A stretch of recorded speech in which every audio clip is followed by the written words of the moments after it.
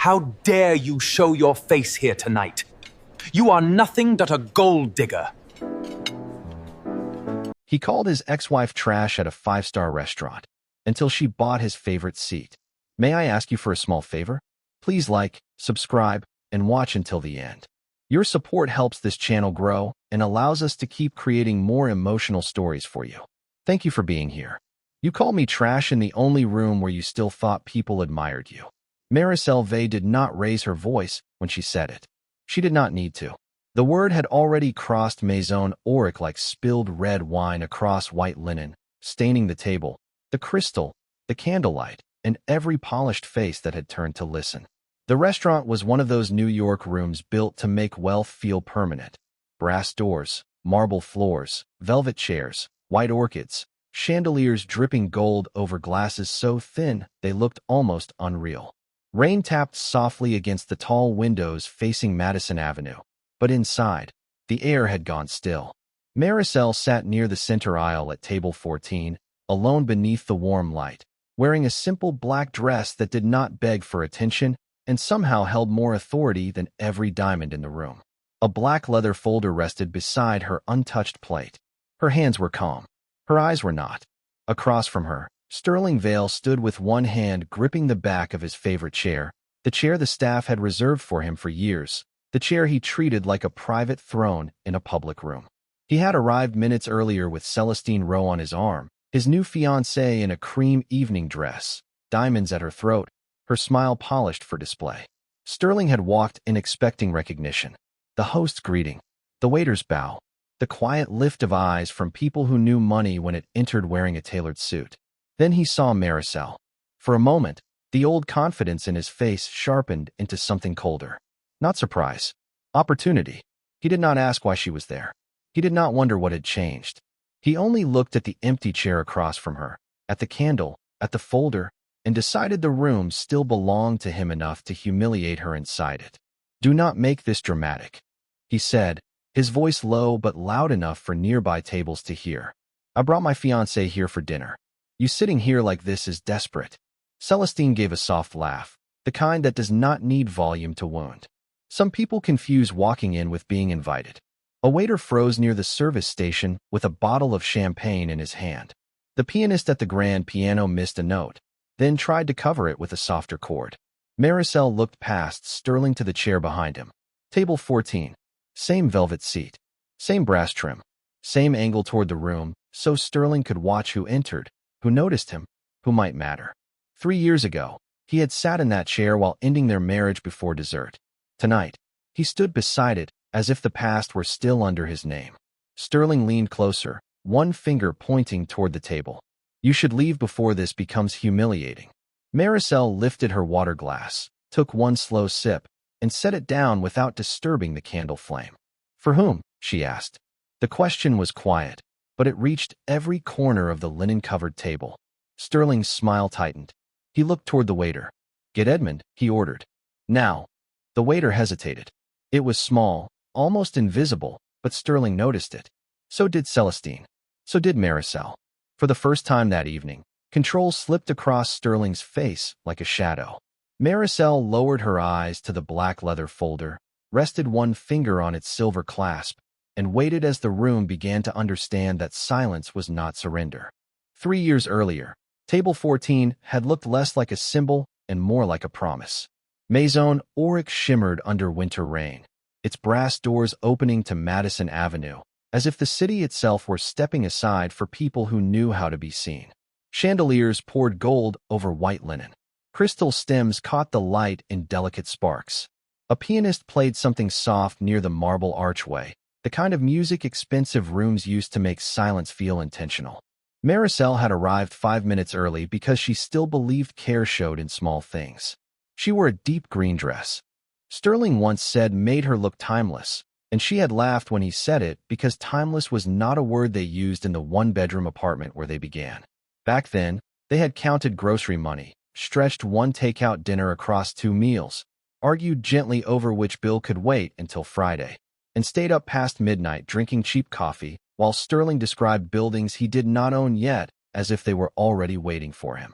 Back then, he looked at her like a future, not a limitation. That night, she sat alone for 12 minutes before he arrived. She counted each minute by the candle flame trembling inside the glass holder. The waiter asked twice if she wanted to order wine, and both times she smiled and said they would wait. The word they felt fragile by the second answer. When Sterling finally came through the dining room, his overcoat was damp at the shoulders, his phone still in his hand, his face already arranged into something gentle enough to hide the blade underneath. He kissed her cheek without warmth and took his favorite seat, the velvet chair facing the room. From there, he could watch who entered, who noticed him, who might matter. He had begun choosing that seat months earlier, after the first magazine profile, after the first private club invitation, after the first time a stranger recognized his name before recognizing hers. The waiter poured sparkling water. Maricel opened her menu, trying to give the evening somewhere ordinary to go. Sterling did not touch his. "There is no easy way to say this," he began. It was strange how a sentence could make a room disappear. The candle, the glasses, the low music, the couple laughing by the fireplace, all of it moved farther away while his voice stayed close and clean. He said they had changed. He said his life was entering a different level. He said public perception mattered now, that the people around him expected a certain kind of partner, someone fluent in the world he was building. He did not say she was beneath him. Men like Sterling rarely spent the truth that plainly when polished language could do the damage for them. "You are loyal," he said. "You are good. But you do not fit where my life is going." Maricel looked at his hands, at the cuff links she had bought him after his first major closing, at the place where his wedding band should have been. He had already stopped wearing it that night. Near the bar, a blonde woman in a pale coat glanced toward them, then looked away too quickly. Maricel understood before Sterling finished. The betrayal had not entered the room late. It had been waiting there before she arrived. Still, she did not give him the satisfaction of falling apart in front of the flowers and the waiters and the woman pretending not to watch. She folded her hands in her lap and listened until his rehearsed mercy ran out. When the check came, Sterling stood. He did not touch it. He only adjusted his cuffs and said his driver was outside. The blonde woman left the bar less than a minute after him. Maricel remained at table 14 with 2 unfinished dinners, 1 unpaid bill, and her wedding ring resting on a folded white napkin. A young assistant manager approached carefully, as if humiliation might shatter if spoken to directly, and told her there was no rush. Maricel looked at the empty velvet chair across from her, then at the total printed at the bottom of the receipt. "There never was," she said softly, and signed the bill with a hand that did not shake. Maricel walked out of Maison Auric that night, carrying the receipt folded inside her purse like a document from a courtroom no one else had attended. Outside, Madison Avenue was wet with winter rain, and the city lights stretched across the pavement in broken gold lines. She did not cry where Sterling could have imagined it. She did not call him. She did not follow the blonde woman's shadow through the glass. She only stood beneath the awning for a moment, listening to the soft rush of taxis and the muffled music still playing inside the restaurant, and understood that something in her had become very quiet. Not empty, not defeated. Quiet in the way a room becomes quiet after the last guest leaves and the truth remains on the table. The next morning, she placed the receipt in a small frame and set it inside the bottom drawer of her desk. It was not a shrine to pain. It was evidence. On the top line was the name of the restaurant. Beneath it, Table 14. 2 tasting menus. 1 bottle of sparkling water. 1 anniversary dessert never served. At the bottom, her card number and her signature. Sterling had left the marriage, the bill, and the final proof that he believed payment gave him the right to define value. For weeks after the divorce, people spoke to Maricel in softened voices, as if her life had been lowered to a volume suitable for pity. Some asked whether she would leave New York. Others told her time would heal what humiliation had opened. She thanked them politely and went back to work. Before Sterling's success had turned her into background, Maricel had managed hospitality accounts for a boutique financial consulting firm in Midtown. She knew restaurants as more than candlelight and reservations. She knew margins, vendor contracts, labor schedules, rent pressure, food waste, liquor inventory, private dining revenue, and the thin, dangerous line between a full room and a failing business. After the divorce, she asked for the accounts no one else wanted, restaurants that looked expensive but were bleeding behind the kitchen doors. She visited before sunrise when prep cooks carried produce through back entrances. She stayed after midnight while managers counted cash and argued over payroll. She learned which flowers were ordered for image, which wines moved slowly, which landlords had run out of patience, and which owners smiled for critics while delaying payments to staff. The work did not look glamorous. Her shoes ached. Her coat carried the smell of coffee, garlic, citrus cleaner, and rain. But every ledger taught her something Sterling had never cared to learn. A room could look powerful and still be weak. A man could look rich and still own nothing that mattered. On quiet nights, when she passed Maison Auric on the way home, she never went inside. She would see the amber windows, the brass doors, the guests stepping out beneath umbrellas, and feel the old ache move through her like cold air. Then she would keep walking. The receipt stayed in her drawer, folded behind the frame, waiting. Maricel did not know yet that one day the restaurant would need saving. She only knew that if the world insisted on pricing her worth, she would learn the language of ownership until no one could misread her again. By the second year after the divorce, Maricel had become the woman failing restaurants called before the lights went out. She did not arrive with loud promises or glossy rescue language. She arrived early, often before the dining room opened, wearing a wool coat over a plain blouse, carrying a laptop, a pencil, and a calm that made nervous owners sit straighter. She walked through kitchens without flinching at heat, checked walk-in coolers for waste, watched how servers folded napkins, listened to managers explain excuses, and then asked the one question no one wanted to answer. Where is the money actually disappearing? The answers were never as glamorous as the rooms. Lobster ordered from menus that no longer sold. Fresh flowers changed twice a day while payroll ran late. Private dining rooms empty on weeknights. Wine cellars full of bottles purchased to impress people who never came back. Maricel learned to see luxury as a machine, not a fantasy.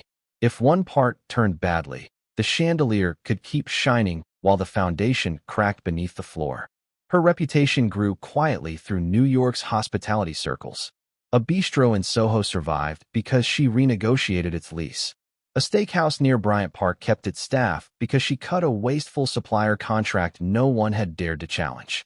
A rooftop dining group in Tribeca avoided bankruptcy after she rebuilt its reservation strategy around regular customers instead of influencers who ordered one cocktail and stayed for photographs.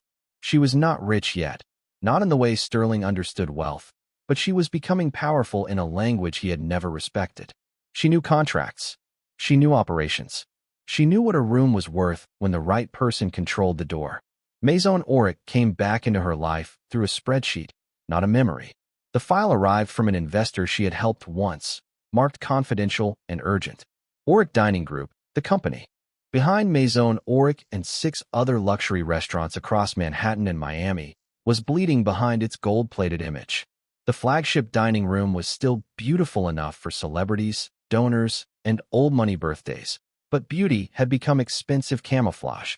The group carried unpaid renovation loans, private event cancellations, rising food costs, and a lease structure that made every empty chair feel like a wound. Maricel opened the financial packet in her apartment at 2 in the morning, wearing reading glasses and an old sweater, rain tapping lightly against the window. She saw the name Maison Auric at the top of the page and felt the past lift its head. For a moment, she was back at table 14 with the unpaid bill, the untouched dessert, and Sterling's favorite chair turned toward the room like a verdict. Then she looked lower on the spreadsheet. Debt, equity gap, management instability, possible majority sale. Her heartbeat did not quicken with revenge. It steadied with recognition. This was not a ghost.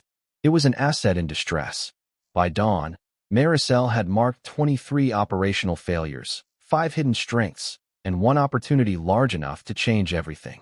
She closed the file, opened the drawer where the old receipt still waited, and placed it beside the new financial packet. The 2 papers looked nothing alike. One had recorded her humiliation. The other had named its price. Maricel did not buy Auric Dining Group because of table 14. That was what made the decision powerful.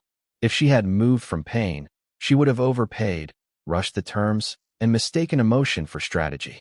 Instead, she treated the company the same way she treated every failing restaurant that came across her desk. She read the leases first, then the labor reports, Then the vendor contracts, the insurance schedules, the private dining calendars, the wine inventory, the reservation data, and the debt structure hidden beneath the polished language of investor summaries.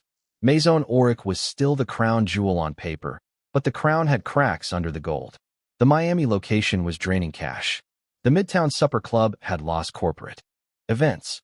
The flagship restaurant still attracted people like Sterling because status often arrives late to bad news. But Maricel saw what the chandeliers could not hide. Too many empty Mondays. Too many discounts disguised as loyalty gestures. Too many managers protecting appearances instead of margins. At the first investor meeting, the old partners expected her to speak like a consultant. They expected careful suggestions, a revised menu strategy, maybe a labor model. Maricel placed a folder on the conference table and explained how the group could survive only if someone with operational discipline took control. Her voice stayed even. No performance. No hunger showing.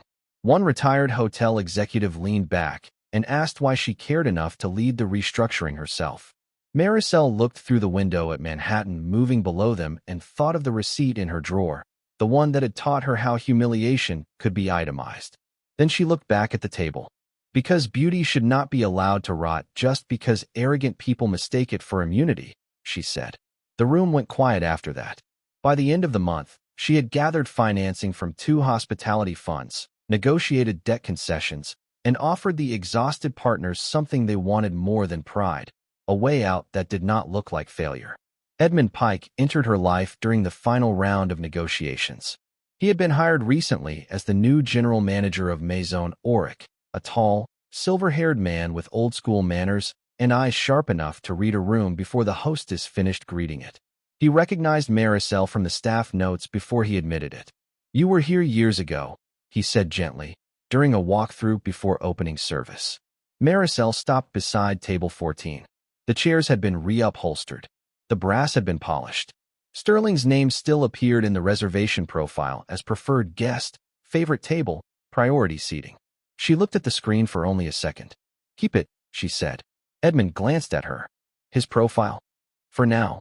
She touched the back of the chair, not with tenderness, not with anger, but with the calm of a person measuring an object before deciding where it belonged. Some men only understand a door is no longer theirs when the key still turns, but not for them. Edmund said nothing. He simply closed the reservation file and nodded. 2 weeks later, the ownership transfer moved into final review. Maricel signed where her attorneys pointed, initialed where the banks required, and watched Maison Auric become not a memory she survived, but an asset she controlled. The old receipt remained in her drawer. The new deed went into a black leather folder. The final review of the Auric transfer happened on a Thursday afternoon in a law office overlooking 6th Avenue, far from the candlelight, piano music, and velvet chairs of Maison Auric. Maricel sat at a conference table with 3 attorneys, 2 investors, Edmund Pike, and a stack of documents tall enough to make the past look smaller. No one mentioned Sterling. No one mentioned the night at table 14. That was how Maricel preferred it. The deal did not need to know the name of the man who had once mistaken her pain for proof of his importance.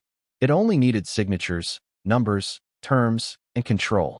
Page after page moved beneath her hand. Majority ownership interest. Operating authority. Brand restructuring rights. Executive approval over reservations, private events, and legacy guest privileges.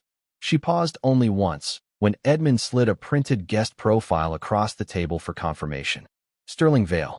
Preferred seating, table 14. Priority status, permanent. Notes, champagne on arrival, no wait time, direct manager greeting. Maricel looked at the profile for several seconds.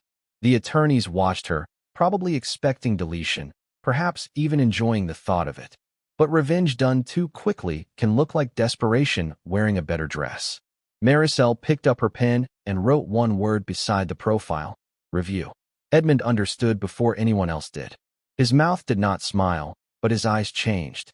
"We will leave the reservation history intact?" he asked. "Yes," Maricel said. "History is useful when it tells the truth." After the closing, she visited Maison Auric. Before dinner service, the restaurant was still asleep in that strange hour between preparation and performance. White tablecloths lay perfectly smooth. Wine glasses stood upside down in neat rows. The kitchen breathed heat and citrus cleaner.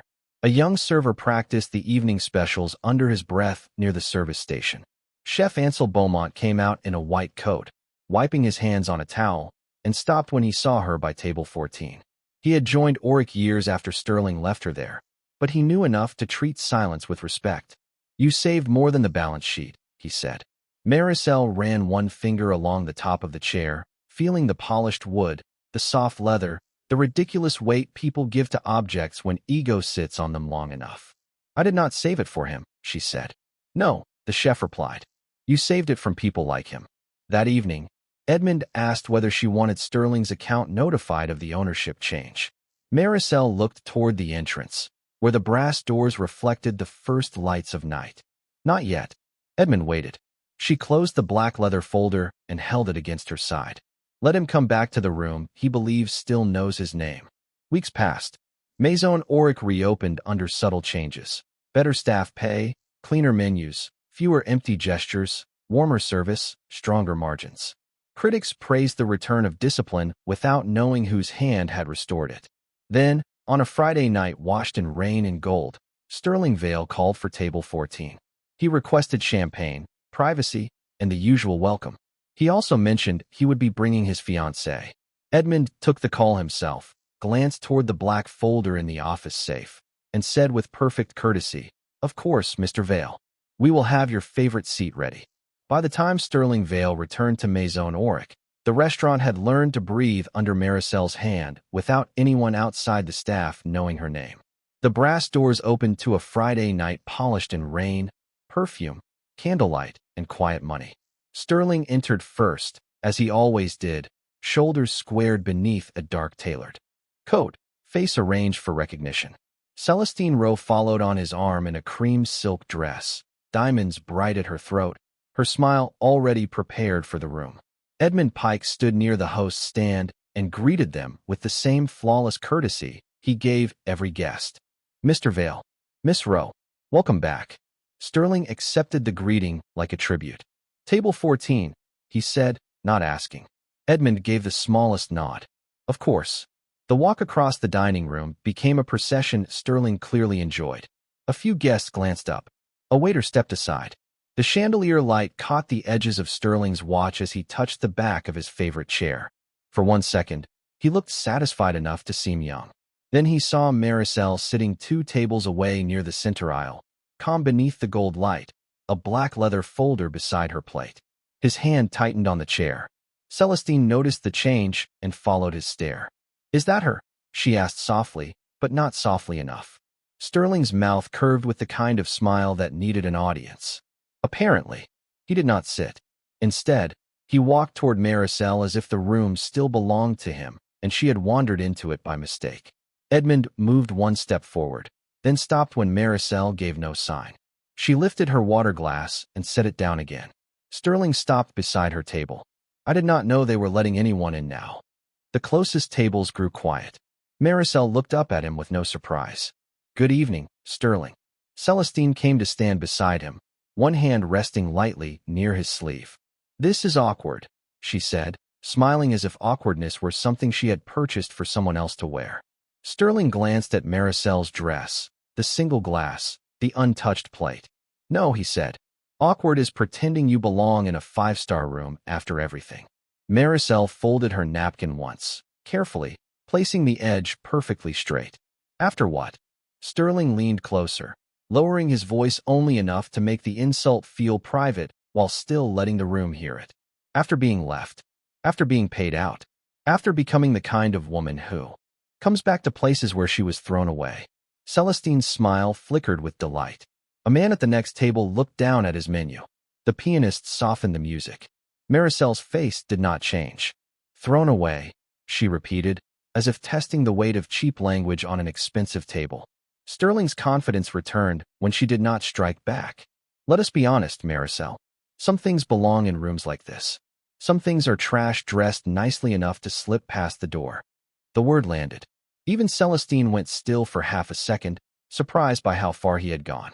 Maricel looked at the chair behind him, the one he had not yet earned the right to sit in, then reached for the black leather folder and touched the silver clasp with one calm finger.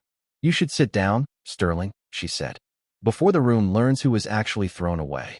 For 1 second after Maricel spoke, Maison Auric became so quiet that the candle at table 14 seemed to breathe louder than the guests. Sterling stared at her hand resting on the silver clasp of the black leather folder, then gave a short laugh, the kind of laugh men use when they feel control slipping and need the room to believe nothing has changed.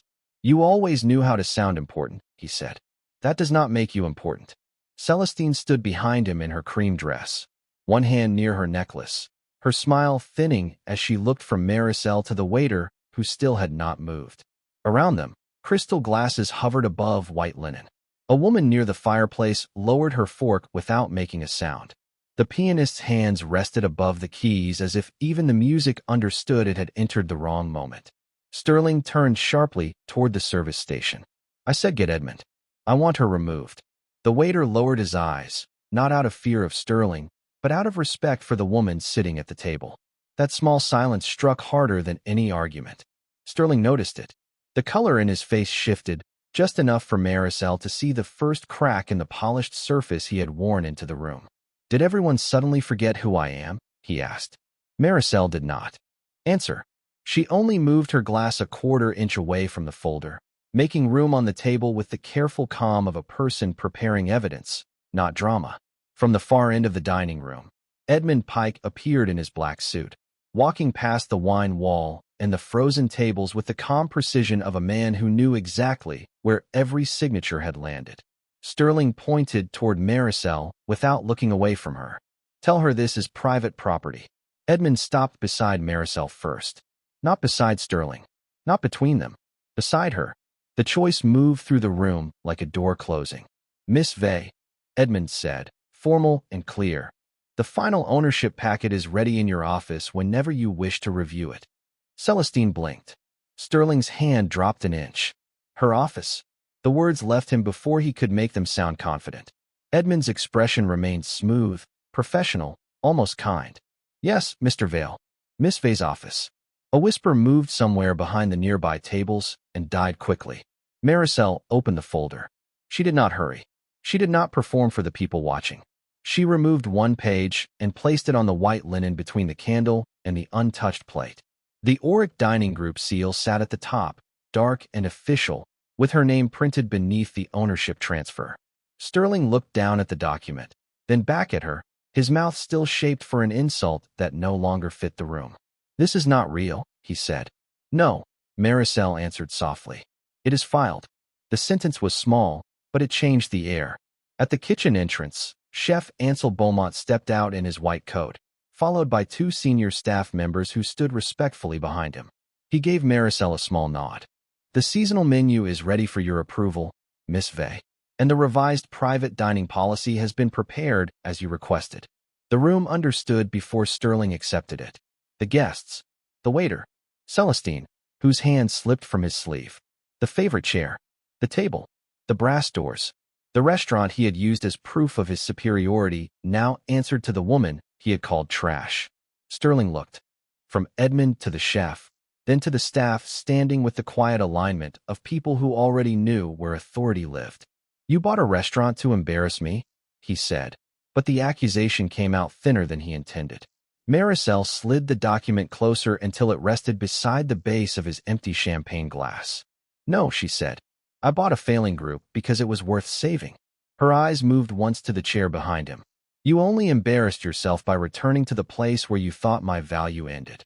Celestine looked at Sterling then, really looked at him, as if the story he had told her about his past had lost its polish under the chandelier light. Sterling reached for the back of table 14's chair, but his fingers did not close around it with the same ownership as before. It was no longer a throne. It was inventory.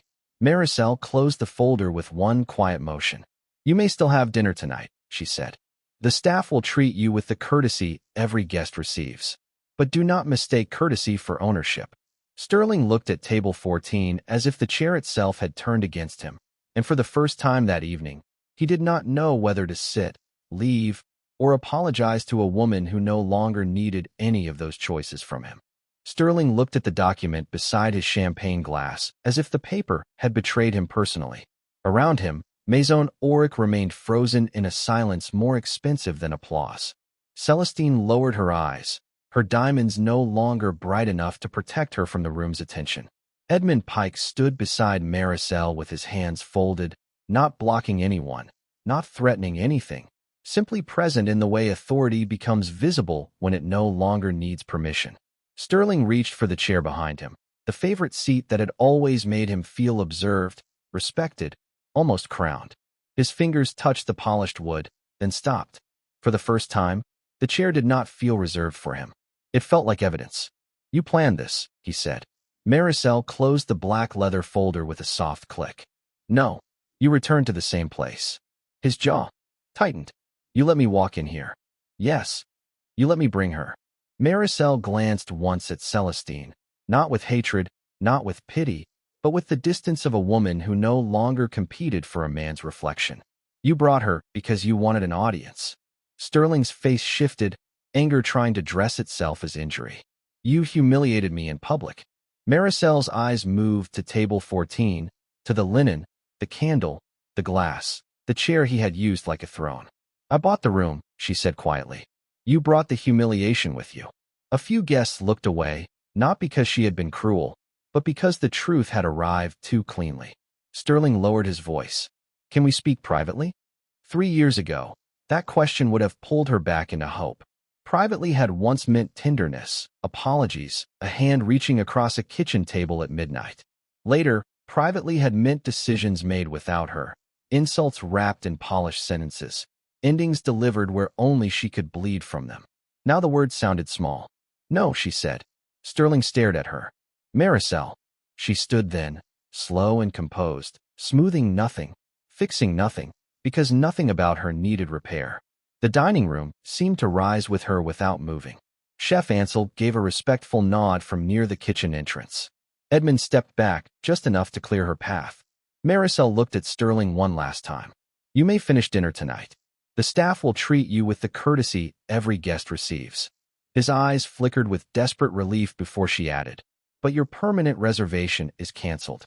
Table 14 will no longer be held under your name, your account, or your privilege." The words entered him carefully, one at a time. Celestine looked toward the chair, understanding before he did that the loss was not the meal. It was the ritual, the welcome, the quiet bow, the illusion that the room remembered him first. Sterling swallowed. "You cannot just take that from me." Maricel's expression softened by the smallest degree, not enough to forgive him, only enough to show that she had survived wanting to. "I did not take it," she said. "I paid attention when you abandoned it." Then she turned and walked toward the private office near the back hall, the black folder held at her side, her steps steady across the marble floor. Behind her, the pianist began again, softer this time, and the room slowly returned to its breathing. Sterling remained beside his favorite chair, but it no longer belonged to him in any way that mattered. Maricel did not throw him out. She did not need to.